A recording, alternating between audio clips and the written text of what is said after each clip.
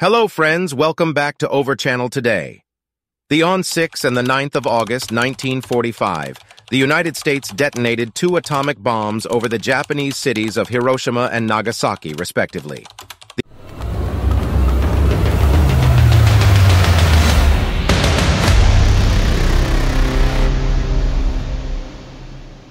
The aerial bombings together killed between 129,000 and 226,000 people, most of whom were civilians, and remain the only use of nuclear weapons in an armed conflict. Japan surrendered to the Allies on the 15th of August, 6 days after the bombing of Nagasaki and the Soviet Union's declaration of war against Japan and invasion of Japanese-occupied Manchuria.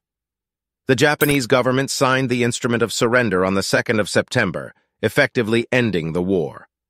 In the final year of World War II, the Allies prepared for a costly invasion of the Japanese mainland. This undertaking was preceded by a conventional bombing and firebombing campaign that devastated 64 Japanese cities. The war in the European theater concluded when Germany surrendered on the 8th of May, 1945, and the Allies turned their full attention to the Pacific War. By July 1945, the Allies' Manhattan Project had produced 2 types of atomic bombs: Fat Man, a plutonium implosion-type nuclear weapon, and Little Boy, an enriched uranium gun-type fission weapon. The 509th Composite Group of the United States Army Air Forces was trained and equipped with the specialized silverplate version of the Boeing B-29 Superfortress and deployed to Tinian in the Mariana Islands.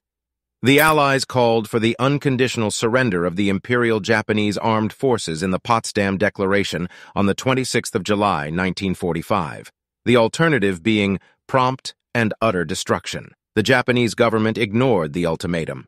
The consent of the United Kingdom was obtained for the bombing, as was required by the Quebec Agreement, and orders were issued on the 25th of July by General Thomas Handy, the acting Chief of Staff of the United States Army, for atomic bombs to be used against Hiroshima, Kokura, Niigata, and Nagasaki.